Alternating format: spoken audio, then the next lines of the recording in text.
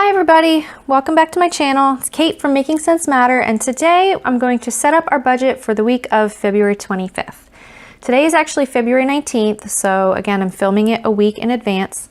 I prefer doing this just because when I get to the end of one week, I can turn the page and see that next week's budget is already kind of laid out and I can just keep with it. It just helps me stay on top of it. So before I get into that, I actually want to show you how the end of last week worked out. So again, today's the 19th.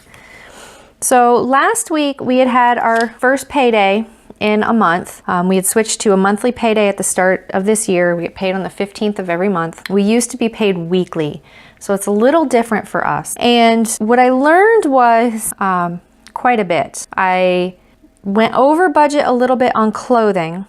By the time this is factored in and then the return, we actually went over by $90 on clothing, which is what I would have taken out in February anyways, as far as cash. So February, there is going to be no cash envelope. I also learned as I was going through our Google Sheet and reviewing that we'd actually gone over, as far as the month goes, by 17 cents. And this came down to our fuel. I'd known fuel was going to be the sticking point. I thought it would be a lot more than 17 cents. As far as January as a whole went, it went pretty good. As far as February goes, so I also learned it's more of like a feast and famine thing with a monthly paycheck. With like a weekly paycheck, I could easily filter in what we needed each week for food, and it was like, oh, well, we ran out of this, we can just, you know, stock, we can buy another one of these so we have it on hand. Whereas I had to get really creative before our February paycheck. I had only $133 left in our grocery fund, and I wound up spending $123, which is really good. But I had to buy cat litter, I had to buy laundry detergent, I bought the smallest thing of Tide I could find, which left me spending about $105 on food for the week. And we did make it through. I didn't spend any more money on food for the week. If you want to see what I bought for that week, I posted it on Instagram. I will leave a link to that down below. But what I learned is when we got paid, I thought, it was like, okay, we could just stick with, you know, the normal weekly amount. And I tried so hard, but I realized there were a lot of things we had run out of and we kind of needed again to stock up on. Cooking oils were one of them. Also, because our freezer had like no more meat in it, I wound up buying a lot of meat. So I bought ground beef, I bought sausage, I bought stew meat. I bought a lot of meat for us to have throughout the month. So I spent a lot of money on food. So we did go over a little bit. Also, what is down here, these are our debit expenses for Friday. And in this down here is also like my husband's personal spending money, our spending from miscellaneous category. So I didn't take that out in cash. More ink, because the ink I bought is completely worthless. So the Up and Up ink, it's nice if you don't have to, because it's like a refurbished carton, it's nice if you don't have to like turn anything in, but if you need it for like a quality piece of printed material, don't use the Up and Up ink. Our fund money, so our fund money's been reduced by a little bit, fuel and again, food. And then over here you can see our sinking funds balances are back up because we deposited them. My daughter wound up having a doctor's appointment that was moved from Tuesday, it got moved to Thursday, and I wound up writing it on Saturday because that's when I sat down and did all this. But we had a copay, and so it came in from the medical. And this already reflects that. And so then we get into today, or this week, I should say, with yesterday's expenses and today's expenses. I also created there's two Lowe's categories down here. I created a little half sheet for home repairs.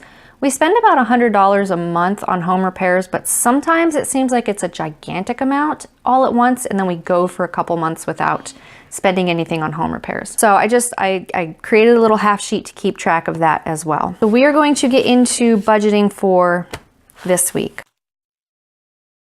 These Post-its I have here not only show, you know, when certain bills are due, but it's also reminding me what our cash envelope categories are for the month and how much is left in them. So this miscellaneous, you saw that my husband had spent the miscellaneous, it was on debit, so now there's nothing left for the month. Clothing, we had gone over on the January paycheck, so February's clothing money is not coming out. And then these are just, you know, I haven't taken this out, I spent from these, I spent from those. And this is what is left for the month. week is a relatively light week, just 2 bills, but these 2 bills, my son's ortho and our mortgage payment are $750 total. So not a whole lot in bills coming out this week, but a lot of money for bills coming out this week.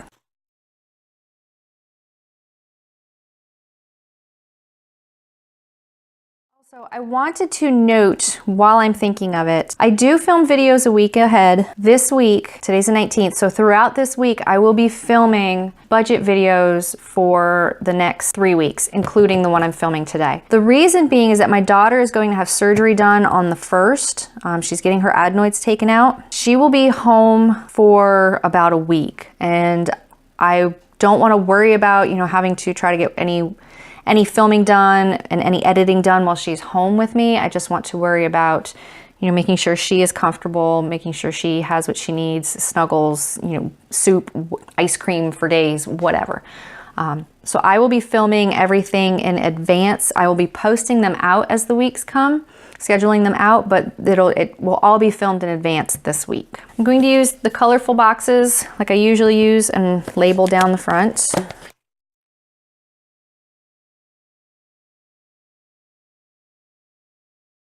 Thing with my daughter's adenoids has been not really frustrating, although it can be at times. She's tiny. My daughter is itty bitty. She's 7 years old. She's not even 40 pounds. And her pediatrician doesn't think that there's anything wrong with that because as far as her stature goes, she's not even 4 feet tall either. She's like 3.5 feet tall. She is the shortest kid in her class, in her grade actually. That's just how she's always been. She was my biggest at birth, and around 6 months she just kind of went in her own way and took her own path. Come to my dentist's attention lately that she is a mouth breather. We know she's going to need orthodontic work like our oldest because she sucks her thumb, and while she was sucking her thumb she would push up on the roof of her mouth. He said that her mouth is not expanding like it should.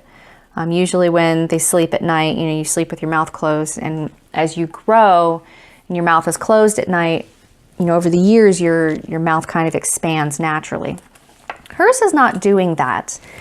But she's also super tiny, and he stressed the importance of getting her to see an orthodontist, and that if the orthodontist did not start expansion, to get another opinion. Well, I saw our orthodontist and he said she doesn't need it. Any work that he would do right now, it would cause bigger issues later on. I'm going to use this account balances sticker from the budgeting books just to keep our monthly, our sinking funds in check. Anyways, the orthodontist said that he would not do anything for her, not yet anyways, because it would cause bigger issues down the road. And this is why I can't talk and write at the same time.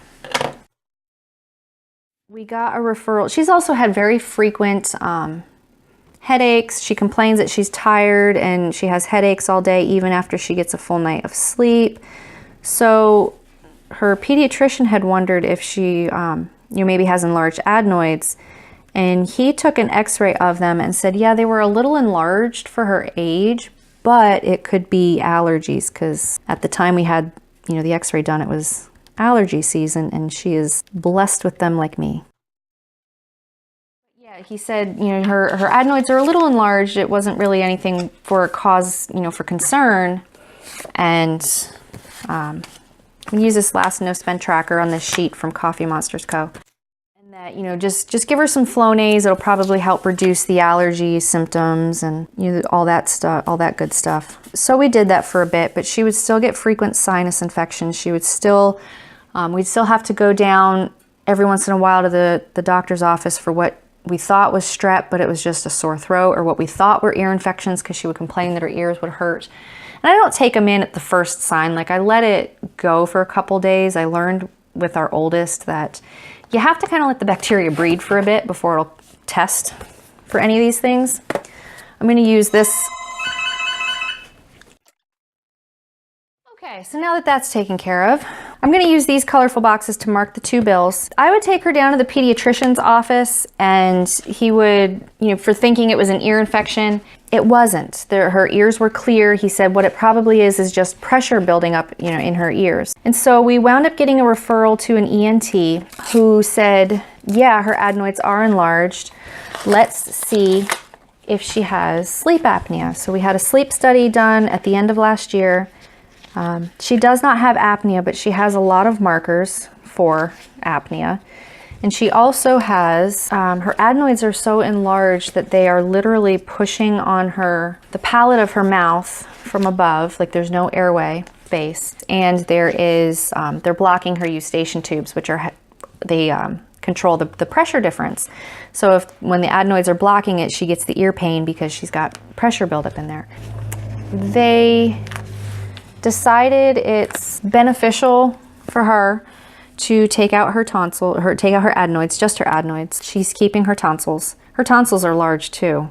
Long explanation to say that I will be filming ahead. And I'm gonna have to start putting aside money for that. We owe, I still haven't seen the bill, but I've seen the EOB to know that what's left from her sleep study that we owe is about $325. Just gonna grab one of these clear little tooth stickers from the Supermom Happy Planner book to mark the ortho. We owe about $325 left, and that was under the old deductible. Now, because it's a new year, new deductible, we have a 10% co-insurance on outpatient procedures within our network, but that's 10% of whatever they deem worthy. I don't know what they're gonna deem worthy. Her deductible, the individual deductible is $500, maximum patient out of pocket is $1,000. So at the least, I could be looking at no payment, which is highly unlikely. But at the most, I'm looking at $1,000. So we'll see how that goes. I do need to start coming up with a plan for that as well. Hey everyone, so as I was editing these videos to get them up, I noticed that at some point, this plan with me had been cut off, and all I had done afterwards is, I filled in the orthodontist amount, and I took note of what check number it was. I wrote out how much cash we were going to take out for the week, wrote down our mortgage payment and what check number that was, and I went through and decorated. So this is what the finished spread looked like. I'm really sorry that the footage cut off. I have no idea how, when, why. I don't know how that happened. But if you like this video, please give it a thumbs up. If you want to see more of these videos, please hit that subscribe button. And if you have any questions or comments, let me know down below and I will get back to you. Thanks. Bye.